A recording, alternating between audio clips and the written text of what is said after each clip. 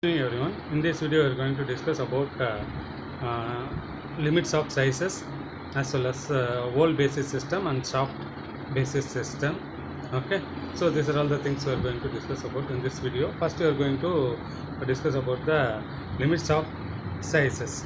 Okay, so deciding the particular dimensions, it is necessary to consider the this following the functional requirement, interchangeability, and economy. So what is functional requirement? It is intended to function the component lies should perform. Okay, the that is functional requirement within which the particular limits the component should perform. Then interchangeability, replacement of the component. Economy, the cost of the product will be less. Okay, this is the limits of size. Then comes into the class and the grades of tolerance. So there are according to the Indian standard 18 grades of fundamental tolerance are there, and 25 types of fundamental deviations are available. Okay, so there are IT0, IT1, IT2, like IT16 up to IT16 fundamental tolerance value are available. Okay, so the each thing it can have some like for 3i, 6i, 9i, 16i, like this. The IT0 to IT16, like the fundamental tolerance value are available.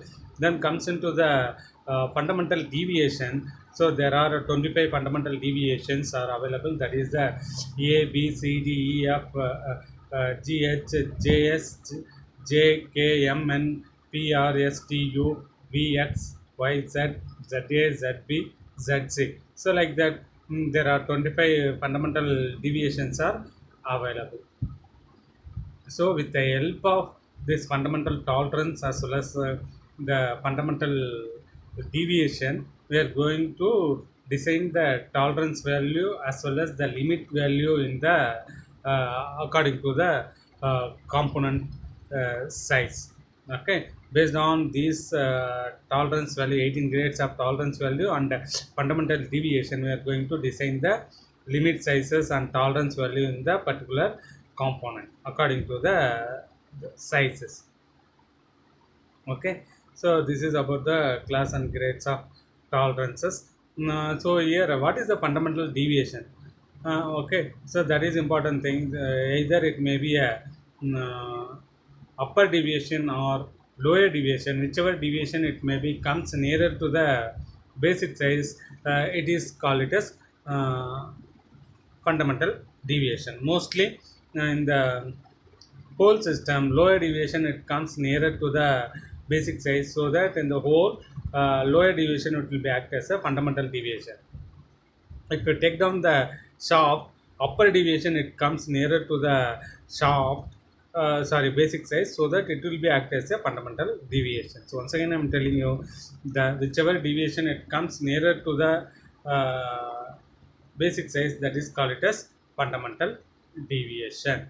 Okay, there are 25 types of fundamental deviations are there. So this is the representing over there. Then comes into the whole basis system. There is a whole basis system. So in the whole basis system, normally the whole should be a constant. Okay, according to the whole size, they are going to manufacture different types of shafts over here. Okay, so whole should be a constant, means that is called it as whole basis system. Suppose if you want to provide the clearance feed, if you see this diagram, the gap exists between hole diameter as well as shaft diameter. If you check over here, the whole diameter is here, the shaft diameter has come to here, up to here, so that the gap exists. So this is called it as clearance. Okay, so this is, we can say it as a, this is, we can say it as a clearance fit. Okay, according to the whole size, we are going to vary or perform the different sizes of which one, shafts. Okay, that means that is the whole basis system. Okay, if a transition fit means some tight fit it requires. That means though there is no gap exists between hole size as well as shaft size. That is the transition fit. Interference fit, it may be less than the hole limit as well as more than the hole limit. So that is the interference fit. Okay, so hole will be constant means that is the whole basis system. According to that, the shaft size it may be varies, depends upon the fit. They are going to manufacture different types of fit. Mostly they are going to follow the this whole basis system only. Okay, then comes into the next thing, shaft basis system. In the shaft basis system, shaft should be a constant. According to the shaft, the whole dimension it will be vary. Suppose if you want to provide the clearance fit means there is a more hole, that means that the longer hole we are going to provide in the component. Okay, so the transition fit, that means we are going to produce compared to shaft size it will be less, whole diameter will be producing less. Okay, like this they are going to manufacture, means that is the shaft basis system. The whole basis system, whole is the constant.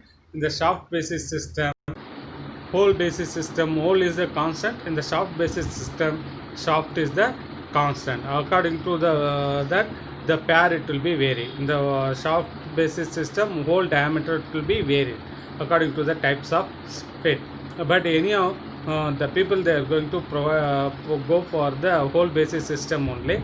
That is the familiar one. The people they will be go for the whole basis system only. Okay, because of it will be easier one.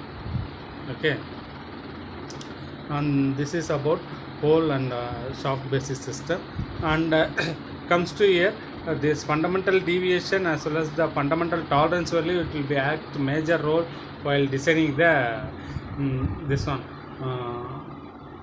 tolerance value as well as limits. Okay, so these things will be remember over in this particular ppt. So apart from this we are going to study about in detail what is the basic size and fit, and also we are not knowing about what is the clearance fit, tolerance, transition fit, and interference fit. Suppose the gap it will be exist between hole and shaft system is that is the clearance fit. The gap it will not exist between hole and shaft means that is the transition fit. Either it may be a hole, it may be a less than the hole or more than the hole means that is a transition fit.